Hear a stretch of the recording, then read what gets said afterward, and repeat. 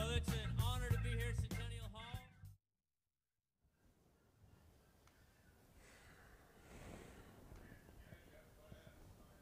Okay, folks, very excited to be joined here with a great panel. We're going to talk about the special election to replace Don Young, who passed away tragically.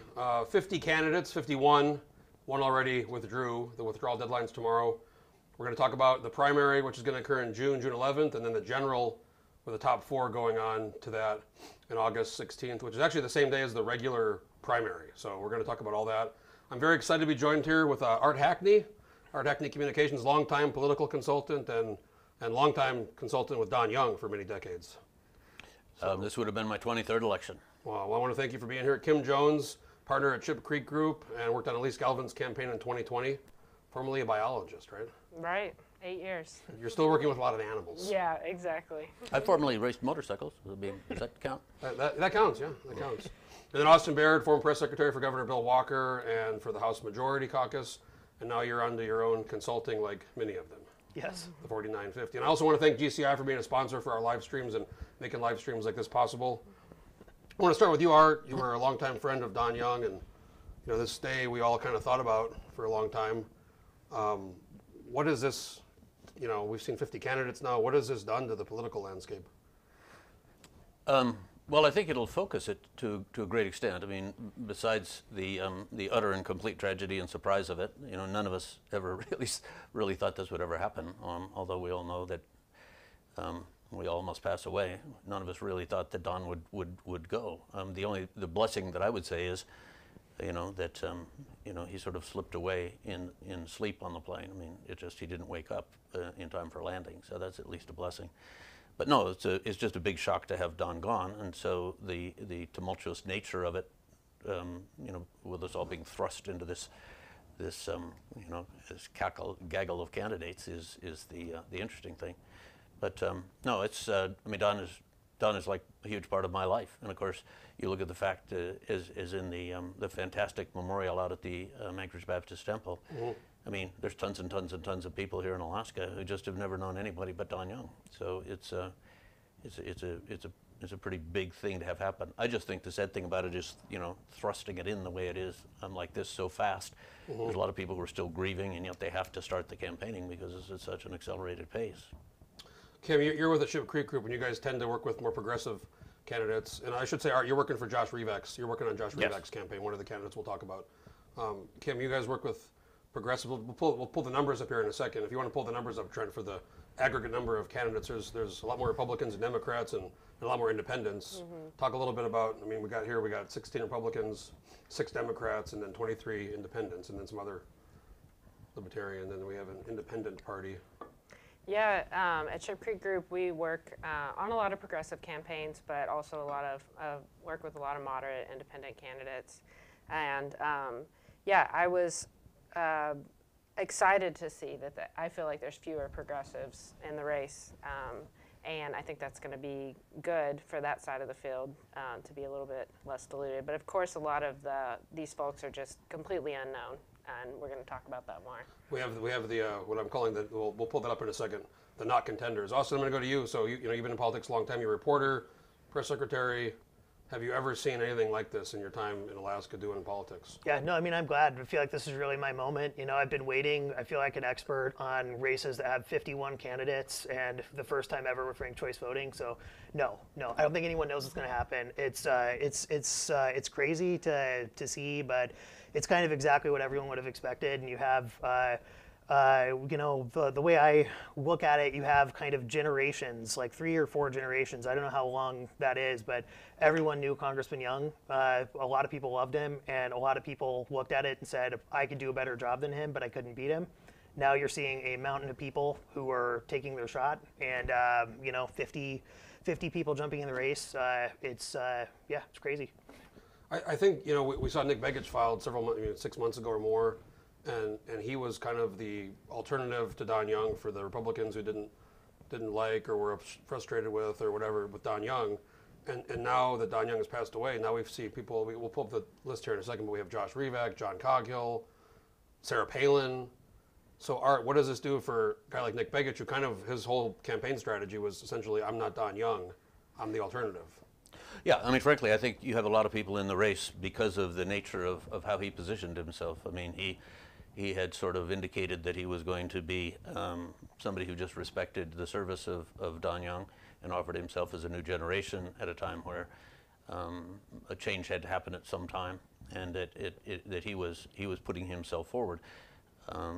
He then made the decision, for whatever reason, to sort of become pretty aggressively anti-Don Young, which is certainly going to, in my opinion, play into this whole mix, because with Don passing away, you've got an awful lot of people who are now going to sing his praises. The airwaves are going to be filled with all the things that he was that are very different than what Nick said he was. I want to talk about the election. So we have the primary on June 11th, which the governor had to set by statute in 60 to 90 days. Now, there's been some talk. I saw that Kelly Chewbacca wrote an opinion piece and effectively blamed Lisa Murkowski for having this absence when, even if there wasn't ballot measure 2, it was still a 60 to 90 day jungle primary and a runoff if nobody got 50%, which surely would have happened, and there would have been a top 2 runoff. But with the amount of people in the race, now it's top 4 go on to the special general in August.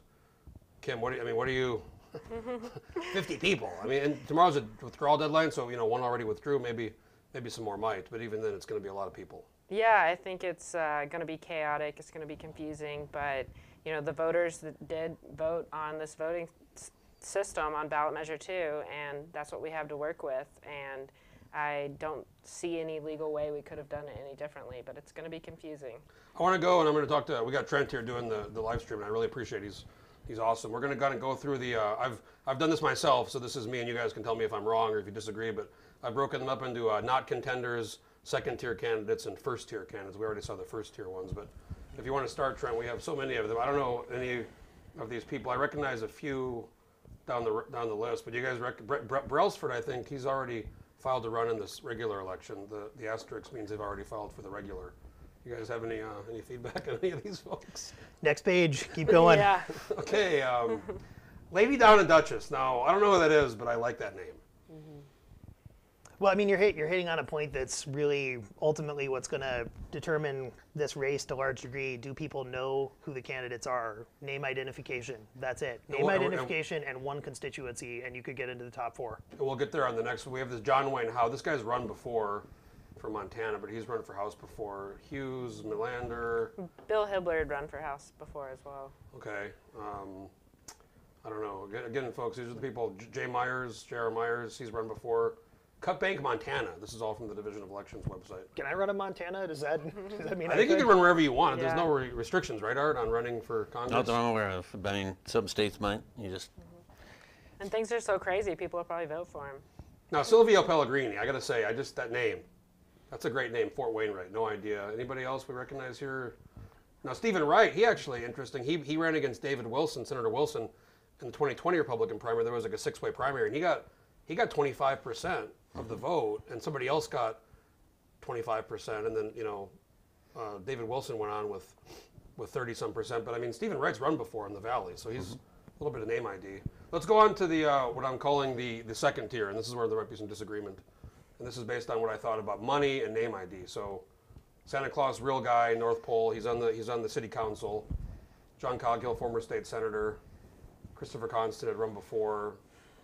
Assembly member from Anchorage. Andrew Halcrow, Jeff Lowenfels. These guys, people know these people generally. Not as well as some of the bigger names. But you guys, any feedback on any of these? Mary Peltola, you're supporting her, right, Kim? Yeah, I've been informally helping her in the background get her campaign launched. And former representative from Bethel. 10 years. Yeah, she was chair of the Bush Caucus. So Adam Wool, Tara Sweeney, who was a co-chair for the campaign for Don Young. Emil Nadi, who actually ran... First person to run against Don Young. In 1973. Or whatever the first election was, he was the first one to run against Don, yeah. And he's 89. Yeah. He is. Yeah, he's only going to run in the special. He's not going to run in November. Okay. And then I think we have one more level of, maybe I missed that one. We had the one more level of, okay, so, and then obviously I thought the top tier ones are Sarah Palin, Al Gross, and Nick Begich, because Nick's been campaigning, has money. Al Gross, I just heard from somebody in the campaign raised $500,000 in 24 hours. And then, does Sarah Palin even have to raise money? Austin? Well, she's getting endorsements already from Nikki Haley and Trump and big names like that. So I mean, she's gonna be fine financially. Everyone knows Sarah Palin. Everyone knows Sarah Palin. So it's not that's not going to be the project for her. But yeah, I mean, I think looking at the second tier candidates that you just listed, though, I mean, it's a lot of good names. It's a lot of people who would do a good job. And people like former Representative Peltola, Senator Rivak, Tara Sweeney, incredibly talented people who have put in the work, done the time, have good resumes. And to me, the question is, can they break through and jump over people that have name ID and money and some organization behind them, but either have a lot of controversies attached to them previously, or have just spent a big, several months bashing the former congressman for no reason, and that's the question. Kim, what would for your candidate, or if you're working with candidates, what's the strategy to, reach people in an election where there's 50 people on the ballot? Well, I think one, to raise a lot of money, which is really important, and it's making sure that you stand out in this very crowded field. And that's one of the things that I like about Mary, is she's the only Alaska Native Democratic woman on the ticket. I think she'll really stand out. She's got 10 years of legislative experience, and so I think that'll make her float above a lot of the other, frankly, white guys that are running, and I think that'll really help her. Art, what do you? A lot of Republicans in the race. You've worked with Republicans. Is this going to be, hey, vote for me, or vote for me and hey, screw that guy. That guy's bad for whatever reason. I mean, it's hard to do negative campaigning when you have so many opponents, right? Yeah, I mean, I think in this race, I mean, with Don Young, but what we did a long time ago is very much, Congressman Don Young was branded as Don Young. He wasn't branded as Republican or Democrat, and I think that's a very, very big thing. It was Don Young is how we branded him. Basically, you screw with Alaska, I'll screw with you. And I mean, he was branded like a Trump was before Trump was. But I just see it that there's anything can happen. But all things being equal, there's really only serious 5 candidates, and there's going to be 4 that make it through. So it's going to be a matter of how does this slice and dice out. And we're in a whole different world now of the artificial intelligence analysis of where votes come from each candidate. So anybody who's got money is going to be looking not just at the regular turnout of people. They're going to be saying, where do I get the votes to be in the top 4, and then ultimately where do I get the votes to win, and then firing their cannons in that direction.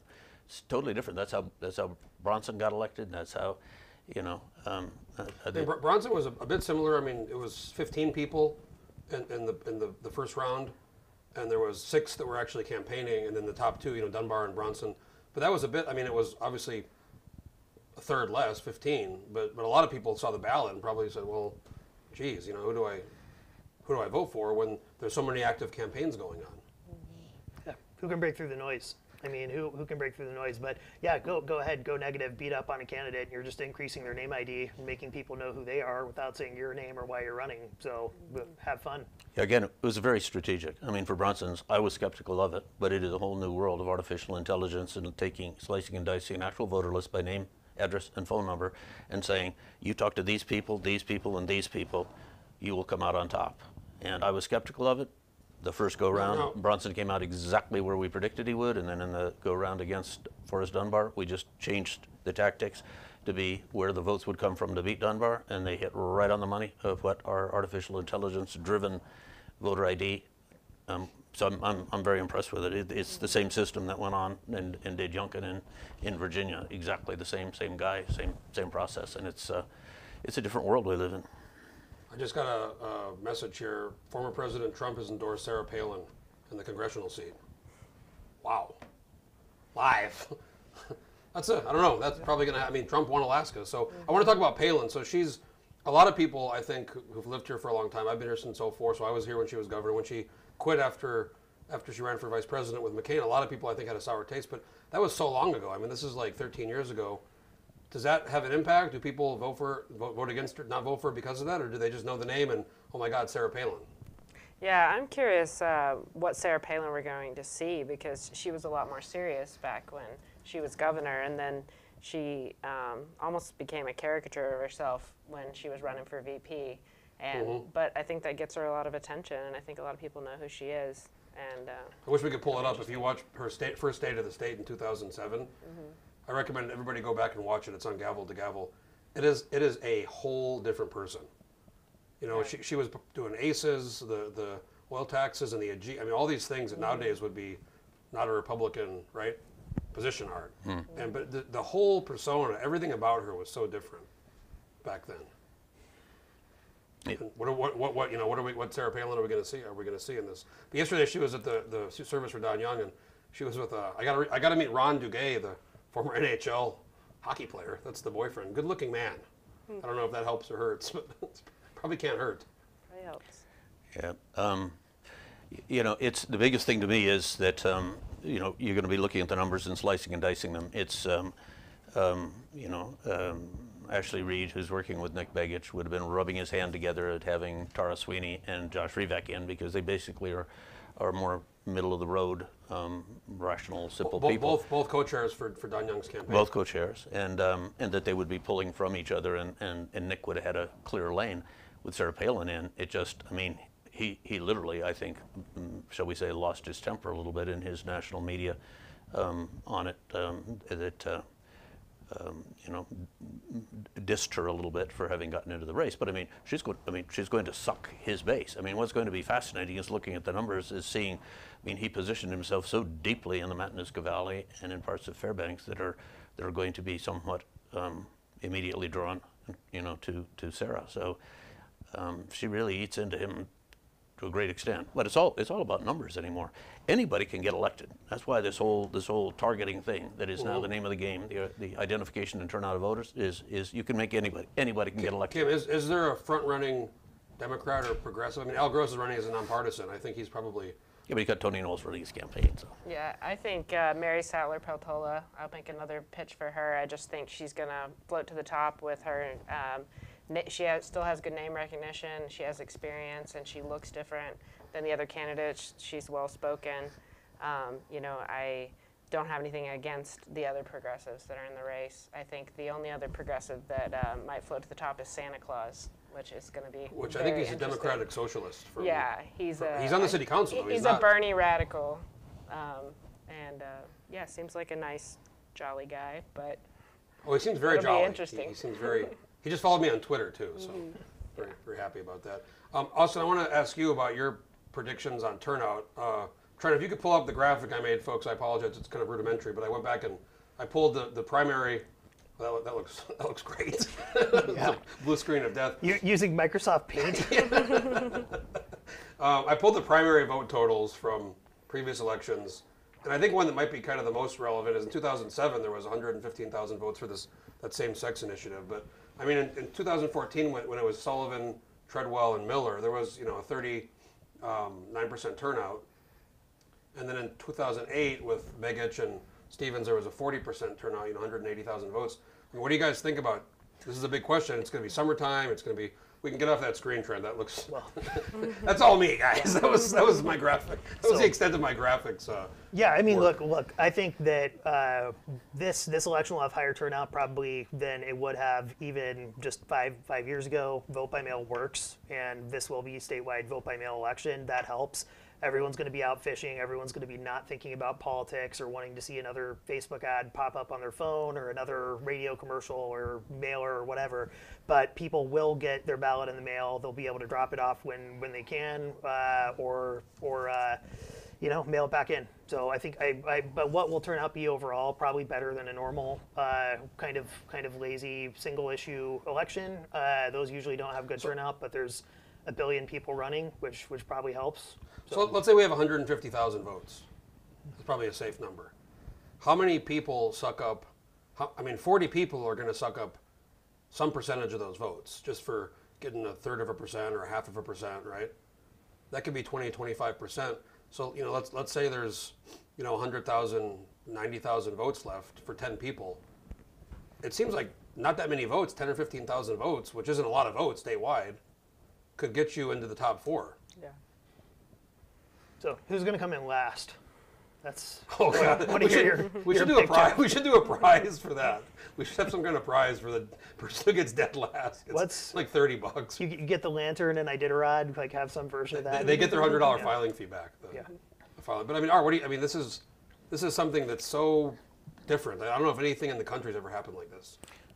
Yeah, absolutely. It's totally different. And again, I think a lot of it has to do with the positioning that took place. I mean, when Nick Begich was running, had he been respectful of the congressman and not gone for the jugular, I don't even think you would see some of the rest of the people in this race.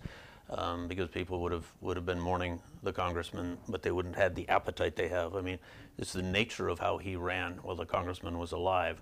You know, with things where he said Alaska's future is dying with Don Young. We need somebody to bring it back to life desperately. I mean, the number of people who loved Don Young became motivated to find another candidate. I mean, Josh Revak didn't just get into the race. He got into the race because he was asked by the family to get into the race, and the people who backed Don Young to get into the race, and the people who were the core behind Ted Stevens to get into the race. So he's got a constituency that literally came to him. Josh did not go looking for this. He was looking down the road to run, but he was literally asked to step forward. And so there's a lot of people that are motivated by an anger at Nick Begich. So some of these things, they're all going to be sliced and diced by how you look at the population. So I don't care how the number of people is. So a question I have is Republicans, they're very good at eating each other and attacking each other. Democrats, argument. they tend to, they do it too, but they're a little bit better of keeping that not as bad. Where Republicans are fully eager and happy to go after each other. There's so many Republicans in this race. I mean, how nasty could this? I'm going to ask Kim. How nasty could this get? Do you think on the Republican side? Yeah, I mean, I imagine it's going to be pretty nasty. The thing I'll say that scares me though is like when Bronson won the mayoral, is Republicans were quick to coalesce around a candidate after the primary, and progressives weren't. And so I just really hope progressives out there learned a lesson from that mayoral race, and that whoever does go forward, that we're able to support the most likely candidate. And this is what the next thing I want to talk about is this ranked choice. But first, Austin, you mentioned this vote by mail, and a lot of Republicans and conservatives have criticized vote by mail. And the governor and lieutenant governor, Kevin Meyer and Gail Fanumia, they chose to vote by mail strictly because of timing. I mean, getting these polling stations together and workers. Are some people gonna maybe go to you, Art? Are some people gonna question these results because it's vote by mail, which we've seen happen for a while here in Anchorage? Yeah, I certainly can't say that people won't question the results. I think that just sort of is how much comfort level we get with how they roll out the process. And what we found anymore is people are gonna. I mean, in all reality, you've got former President Trump challenging results just simply because he's challenging them without much evidence. It just even though all those court cases were thrown out, and people still, Well, some huge percentage of isn't Republicans don't believe that. Sure, but it isn't just that. I mean, common sense tells you when you look across the country and you see Republicans winning state House races, state Senate races, congressional races along California. I mean, only Trump seemed to go down. Republicans came very close to taking back the U.S. House. At the same time, apparently there was fraud that was stealing the thing from Trump. It just doesn't compute. It's well put, Art. The question though of what happens and like what will be the ideas that are thrown out, and like who will Republicans eat them, basically eat themselves alive. To me, another way to look at it is you have with a ton of candidates that the good version of it is you have 50 plus people or however many you're going to stay in. You have a ton of new ideas, a ton of fresh ideas, a ton of good ideas that would not normally get consideration or be talked about at all. The flip side of that coin is you're going to have a lot of horrible ideas that are going to be thrown out and will get attention, and a bunch of losers are going to throw out divisive tactics to try and drive people apart. And if you know you can't win on your own merits, then you're just going to throw out a divisive issue and try to ride the wave on that. And I don't know who will be the first to do it. But that's probably the direction it's going. Well, and a question I have running this website, we want to do debates. How the fuck do we do a debate? I mean, I'm thinking about just saying, look, we're doing a debate. The first 10 people that show up on this day can go in person or on Zoom, and then we'll do round 2, the next 10 people. I I mean, how do you? I mean, do you do Republican debate? Do you do progressive debate? Do you do? I mean, how do you have an actual functional debate? Should have a mixer at the Buckaroo or something, you know. Just invite all 51 of them. Say, come on down, you know. Just bounce around, introduce yourself, like a 2-minute speed dating thing. I mean, even in the presidential, I like when you speed have dating. we could yeah, that's a good idea, speed dating. Even in the presidential, when there's 20 people, I mean, it's always just like a shit show. I mean, there's nothing really valuable comes out of it, except maybe last time Trump just yells at everybody and makes fun of everybody, and it's kind of entertaining. But I mean, how do you, you know, do if the media is going to do debates, do they do it based on amount of money raised or? From somebody who runs races, it's you know, my very simple answer is it's your problem.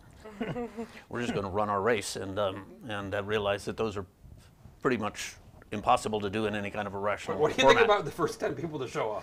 Yeah, that's good. We could do it the same day. It'd be like a land rush thing where everybody starts back here and they have a horse and wagons and things, and it's like how the West was won. I mean, to be honest, it's just going to be kind of a circus. And Yes, it is. Funny but we do want to hear from these people. I mean, when candidates reach out to people, they tell you what they want to tell you, but when they are put in front of a neutral position or a debate, you know, when it's either the other candidates or a moderator, they have to answer questions that they normally maybe wouldn't want to talk about. Or well, it's a difficult thing where you have to have some critical judgment. I mean, years ago there was a debate that really I don't think served anybody well. You had, you know, people like Ted Stevens who had to sit there with a bunch of candidates who were so fringe that it's a classic, it's a collectible to listen to that thing. But it is totally disrespects the entire process to hear people come up with conspiracy theories and all that. And there's a classic Teresa Obermeyer where she blamed him for her husband, and that's on YouTube, and you can watch it. And you know, he basically tells her she needs serious mental health. Oh, it is certainly a collectible, but it doesn't serve, you know, the serious purpose of somehow.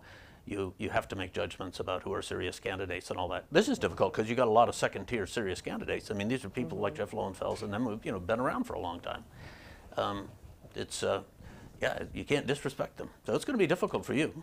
Yeah, one of my other hats I wear is I'm the founder of Growing Alaskan Leaders, the GALs. I'm one of the founders, and we do debates for school board and things like that. And yeah, in the past, we've tried to keep it open to everyone, but we've actually had, you know, folks like that are organizing it, like getting harassed and having bad experiences with candidates and having to kick them out of the debate. And so that's a risk you run when you're letting candidates that aren't serious. We just did debates here for the assembly races, and even trying to coordinate for 2 or 3 people, it was a challenge. But one of the races, this guy, he showed up, nice guy, didn't have any money. He was running in the East Anchorage race. I mean, cowboy hat, you know, gun on his side. It was just more of, he was happy to have him there, and he was a candidate, but in reality, he's not raising any money. He's not really campaigning. So I've done my own bad debates with the old assembly candidates back in the day. And well, you were on Tosh.0. No, I was. I did not go as a guest, but I could have. You guys know about this? This crazy, what was his name? Forget his name. Maybe Jonathan. Jacob, maybe. Something, yeah. He ran for mayor. Yeah. Yeah, so he showed up early, showed up for the interview, and vaped marijuana in the studio, and then went and did the interview, and it was awful, like crazy, just crazy, every direction, just crazy. I don't know how you didn't laugh. I mean, the shit he was saying. I was just getting through it, like, you know, because we had planned to just do taped interviews. The way we were splitting the difference is just tape interviews, use a soundbite. Make sure everyone has some access and do it that way. And it was crazy enough that I posted it on YouTube, and then within 3 days it was on Tosh. So could have flown down to Los Angeles and done that. And do you regret not going? I mean, No. you should have gone. No, I probably should have, but you know, it would have been a different turn. I feel like it would have turned on me a little bit, but yeah, you know. Okay, so let's go on from June. Yeah. 4 people go. I think we could probably have a big discussion about who that's going to be. But regardless, the 4 who go are going to have a major impact on who wins because of this ranked choice thing. And I still think a lot of people don't understand this. I mean, I know they don't because I talk to them. So maybe I'll start with you, Kim. Do people understand this? And, you know, how are the top 4 going to, you know, because the person who goes off last, their votes get recycled, their second place votes. Yeah, I think people don't understand it yet. But that's what Alaskans for Better elections. That's their job. They need to be, you know, educating everyone about this. And I'm kind of glad that we have this trial before the November elections to let people see what the system's going to look like. What's going to be chaos that I can't even envision is when they have the general for the special at the same time as the primary for the November election. This is, I think, going to create it. They should have done it the week before, the week after. Art, what do you? Yeah. I totally agree. I mean, it'll be interesting to see how they roll it out, because just human beings are human beings, and they're going to get pretty much. There's some people who won't go in both because some didn't register to go on, but a lot of them pretty well. Same people are going to be on this ballot and on this ballot. On this ballot, you vote for 4 or 5 because you can do a write-in, and on this ballot you only vote for 1, and they're the same people. It's going to get explained. I'm sure it'll get rolled out in an interesting fashion. I'm sure there's responsible people will try to do it responsibly, but people are just people, and they're going to say, what the hell is this? Yeah, and I have a lot of people confused in the other direction, in that they think that the primary is going to be ranked choice. Yes, because I've we've been pumping it up. There's going to be a ranked choice election. There's going to be a ranked choice election. Oh, no, so they're like, confusion. oh, well, there's 50. No. Do I have to rank all 50? And it's like, no, you don't get to rank them. Austin, what do you? Well, I mean, yeah, I mean, a lot of questions. I don't have any, profound analysis, but I mean, I think Alaskans for Better Elections has a good team. They're working on it. It's going to be interesting to see how the division handles ballots where you might have people who don't understand that it's you're supposed to pick one for the initial election. How are they going to deal with that? Will there be litigation out of it? You had the write-in, people who were spelling Murkowski like Makowski, spelling it slightly wrong, and there was the whole push to throw all those ballots out. And so it's going to be a mess. It's probably not going to be done anytime near June 11th. And yeah. We'll see. Kim, do you think there is, we're in a Republican state, a vast Republican state, depending on the top 4, I mean, I find it hard to believe there's a path for a progressive or a Democrat, but I mean, depending on the top 4, do you think there is a path? I'm going to go to you next, Art, but Kim, do you think there's a path with this ranked choice system? Yeah, I initially didn't think that a progressive had a chance in this race, I'll be honest, especially when Don was in. But now, with the ranked choice environment and all the candidates that are out there, and the really fringe candidates like Sarah Palin and Santa Claus, like, I think there is a chance, if there's a couple serious, if there are 3 of the 4 that go forward are conservative and splitting conservative vote, then the progressive folks coalesce around one candidate. I think it's possible. Art? Yeah, I mean, I think these are 2 different things. I mean, the first election is get into the top 4, and then you're going to be analyzing who's in the top 4, and then figuring out how that's going to work out with a ranked choice, and you build a strategy accordingly. I mean, every strategy is going to be built around the fact that you can dislike the premise of this whole ranked choice thing being better for elections, but the point is, it is what it is. You just have to look at it and rationally figure out how's it going to be best used, to make my person, come out the best in it, and you campaign accordingly. So I think the only way a progressive or Democrat makes it is if only 2 Republicans go, because if 3 go, they're all going to be picking. A lot of them are going to be picking the second choice. Like if it's Palin, Nick Begich, and Josh Revak or something, and then Al Gross.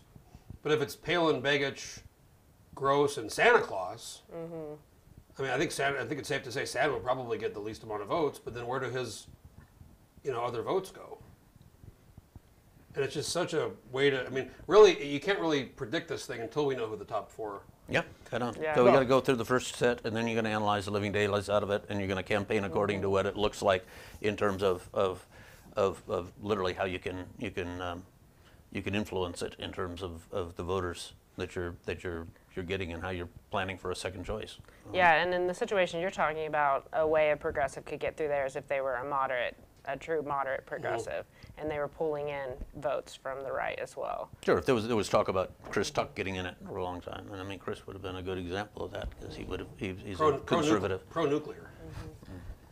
Yeah. Well, to me also, you look at it, and I think part of the question boils down to nobody is going to be, the next person who gets in is not going to be Don Young in terms of longevity, in terms of the political profile they have. And to me personally, the best case scenario is you have someone who has the right heart. They're running to represent the whole state. They're not just winning based on a fluke, but someone who could actually have some longevity.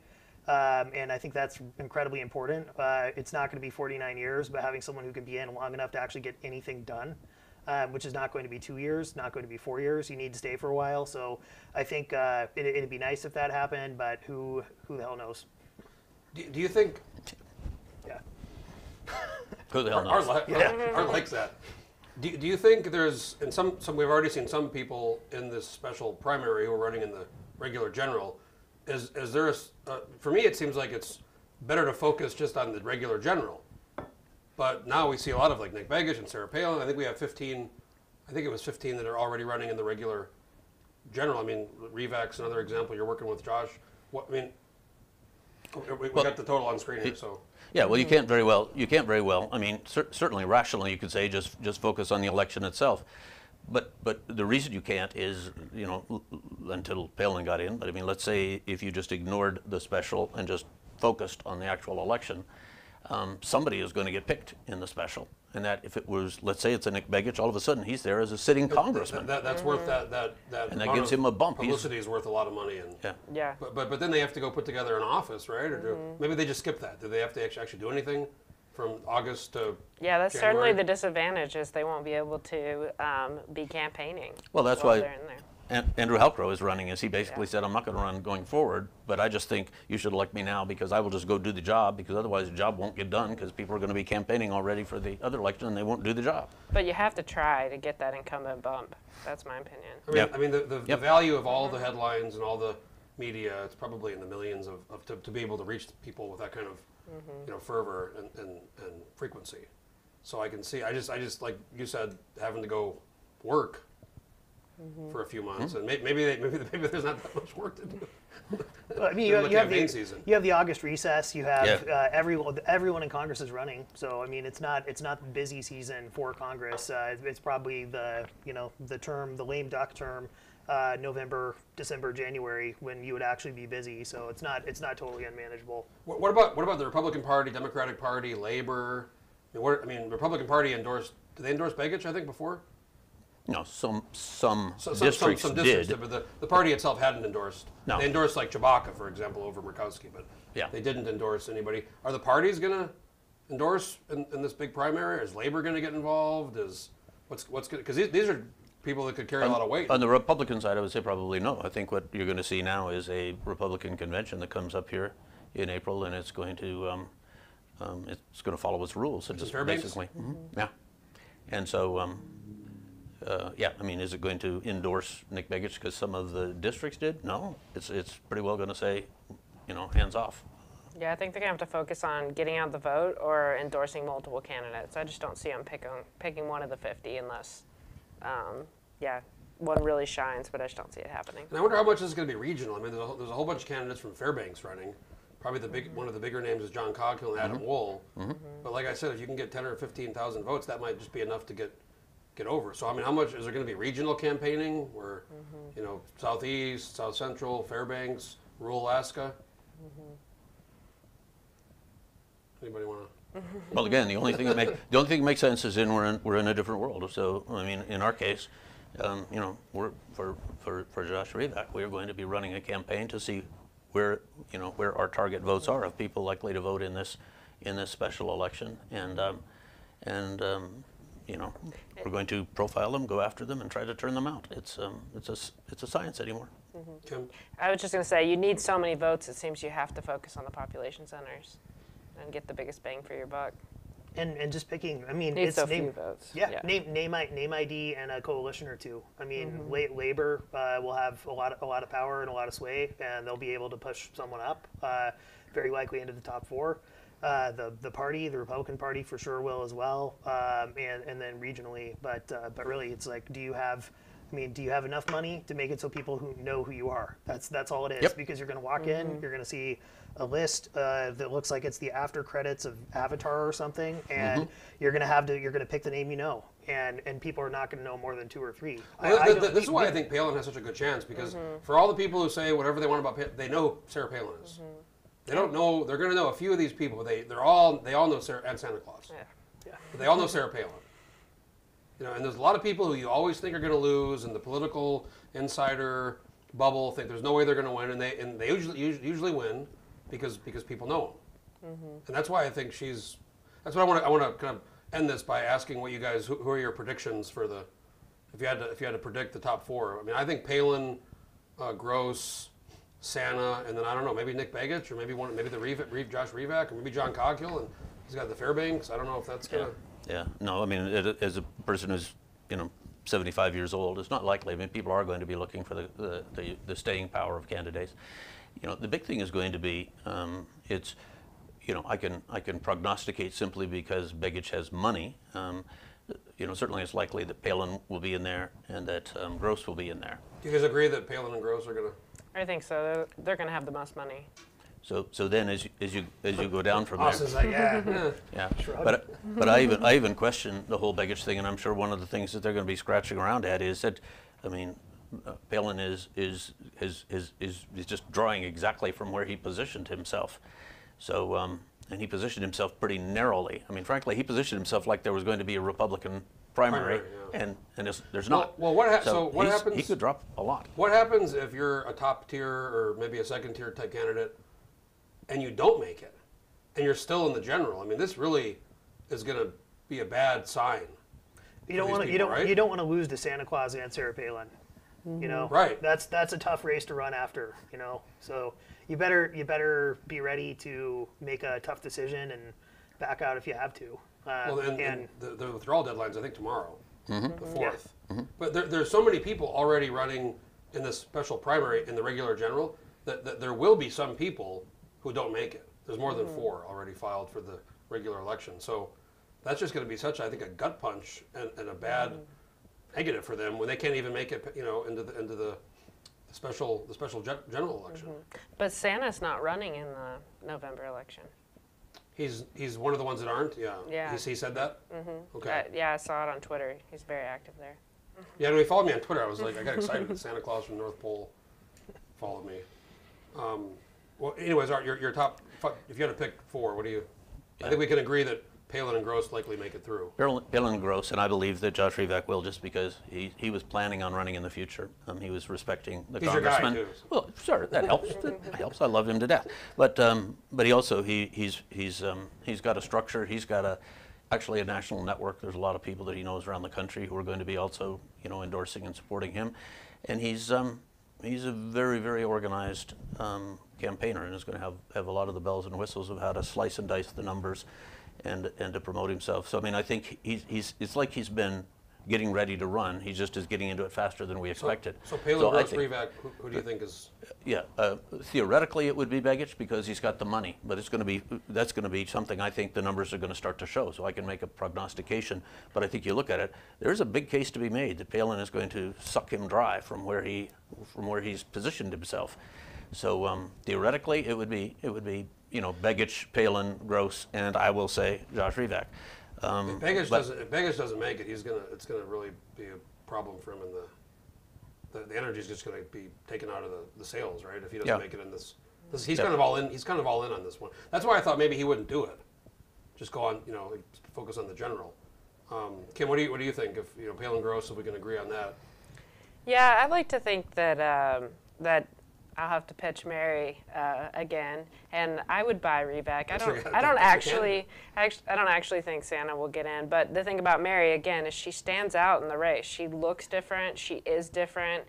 She's from rural Alaska. She's Alaska Native. People have been saying for a really long time that they want to elect an Alaska Native woman to federal or statewide office. What about Tara Sweeney, also a Native woman, but Republican? Right. Are they going to be competing over rural votes? I think that they will be, but the advantage that Mary has is that she served for 10 years on the state legislature, and she has that experience, and she was chair of the Bush caucus. She's really well known and respected. So Palin, Gross, Mary, what was your? I wouldn't be surprised if it's Revak.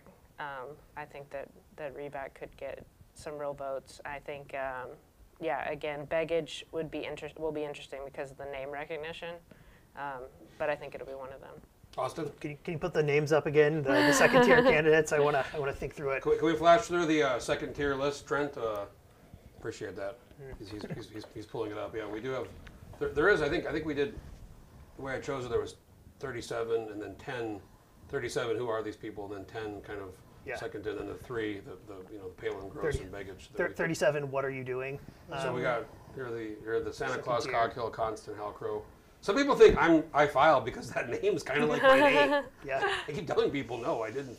All right, so I would say I would love to see Revac, Peltola, Sweeney, and Chris Constant. Like 4 kind of different, distinctly different political brands, different ideas. So it's probably going to be Sarah Palin. That's probably, she'll win. She'll take the whole thing. Just accept it. No, I mean, some people have said. I have no idea. I have no guess. The same thing I've heard I said at the several beginning. people say, No, look, Palin's, You're just live with it. you have a deck, like literally a deck of cards. I saw somebody on Twitter, like Pat Race or someone said, like you're one short of a full deck of cards, and it's true. So you're just picking 1 out of 50, and it's there's no predicting it. The data is helpful. The campaigning is like obviously going to make a big difference. How much money do you raise? How hard do you work? What groups do you get support from? But at the end of the day, it's like you just put in the work and see if it sticks. What about endorsements from people? I mean, Austin, you're working on Bill Walker's campaign, and that's art. You guys all work on campaigns. It's getting endorsements of individuals. Now there's so many people, but there's so many people they want to be endorsed by legislators or well-known. I mean, Tony Knowles is already doing grosses. What's going to be the competition over endorsements? And if you're an organization, why would you endorse now? Why would you endorse when you don't know who's going to get through to the top 4? And I mean that's going to be tough. And I think that probably applies across the board. I mean, labor, any special interest group, political activist kind of group, businesses. Otherwise, why would you jump in? Why would you jump in now? Folks like Chris and Begich were already rolling out their supporters, but I think it's all going to shift now. Sure. Yeah. A lot of it's going to shift. A lot of that is you've already sorry. seen it. Pull me off. Pull me off the list. It's happening. Yeah. Sure. A lot of them will say that. I mean, there's no question that the Begich campaign employed a strategy that people inexplicably fall for, which is be a co-host just to come hear the candidate. Put your name on there. Like there's a big event for him up in Fairbanks at the start of April. I already know that a huge number of those people, now that they know Revac's in the race, are absolutely going to come back Revac. They just put their name on because the whole pitch was, come hear the guy, let him have his say, and sure, put your name on there. Yeah, I'm already hearing about shuffling. That's on the the Fairbanks other way. On the Progressive Democratic side. Yeah, well, I think it's 2 months away. Basically, the ballots go out. I guess they go out a few weeks before. What? A few weeks before 3 weeks before. So it's going to be May. So we have basically candidates have from now until mid-May to late May to campaign and make the case, and then when the ballots go out, it's just like Anchorage. You have the ballot, and you can see how many returns have come in, and then at the end, you want to try to reach out to the folks who haven't voted, and this is going to be probably one of the big strategies. Yeah, figure out who your votes are and make sure they get their ballot in. Do some ballot harvesting like Jamie Allard up there in Eagle River. I know. She's going in snowshoes. You guys see that?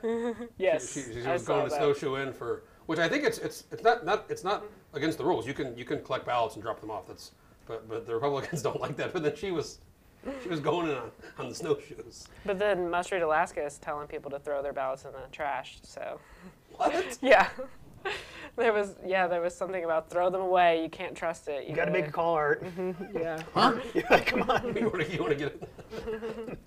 Well, Mayor Bronson, he went and voted in person, which you still put it in the box. Yeah. You still drop it in the drop box. I guess you have that as reassurance. Well, I think a lot of it is, it's going to be more educated voters and voters who are identified and turned out. So this is not just sort of a free-for-all.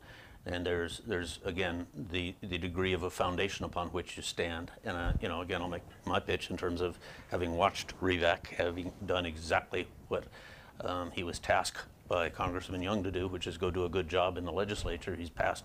He really got a lot of bills passed. Well, He's really pumping up Revac. Well, it's a big thing. The fact that you've got a constituency of people who are very, very influential, who are saying, he's our guy, and so he's got a pretty darn good foundation that he's starting on. I guess last thing I'll ask is, do you think there's going to be much national, I mean, I saw Nikki Haley endorse Palin, but that's just an endorsement. Are national groups going to get into this primary, or are they going to wait until the general to figure out who they're going to back? Any thoughts? I think there will be national groups that'll support Mary. With her being a progressive, one of the only progressive women in the race that's a serious candidate. Like, I think that she will get people that'll come right out and support her. Austin, you think there's going to be any national groups? I mean, any progressive or, any national groups that are listening that want to back Santa Claus, I'm your guy. So just, I mean, it's got to be like a "Here comes Santa Claus, here comes," right? That's got to be the jingle. The worst ads you've ever seen. Yeah. Well, he's not raising any money or hiring any staff. That's why he needs outside support. He's got to get help from DC, and that's the only way he can win. Yeah. He's one of those DC billionaires with he's $500,000. Isn't he magic? Does he actually even need any of that? Big Christmas. I mean, just to kind of from the 30,000 foot, just the fact that we have a Santa Claus from North Pole, a Sarah Palin, a Lady Donna Duchess, a Silvio Pellegrini, a American Independent. One of the people is from the American Independent Party. I didn't even know what the fuck that was. I clicked on it to the website from this guy's. I forget which one's the American Independent Party, Trent. I forget which one it is, but you click on the website and it just says we've endorsed Trump Pence in 2016. That's the website. So we have all these freaking characters, and 10 or 15 kind of not unserious ones. All I can say is there's a whole different world of research out there. I mean, Brunson became mayor because that new use of artificial intelligence and real high level using the actual database and slicing and dicing it, which is what got Youngkin through. It got Bronson through. It works. The projections that were made of how he'd come out if we hit the right messages to the right people was exactly what it is. So, you can prognosticate all you want. I mean, everybody's going to be trying, if they're smart, to sit down and look at where are the votes that would go for me and to plot it out. That's why I think Revak will be in the final. Despite, I mean, I really do have questions in terms of Begich and how he battles it out with Palin. That's an interesting thing because she's sucking directly from what he built as a base. We're going to have to, me and other, Channel 2 and AD, whoever's going to do the debates, we're going to have to figure out this. I think it's just the, what'd you call it? The scramble to the, what was it? Well, you remember how the West was won or something, and they had everybody line up to go stake out land, and then it's just, Whoever gets here at 2 o'clock, the door's open. Yeah, ADN also, don't they usually publish like questionnaires to all the candidates? Oh, God, they should probably start now. Yeah, they better. And then some of the candidates, some of the really goofy ones don't even have any contact information.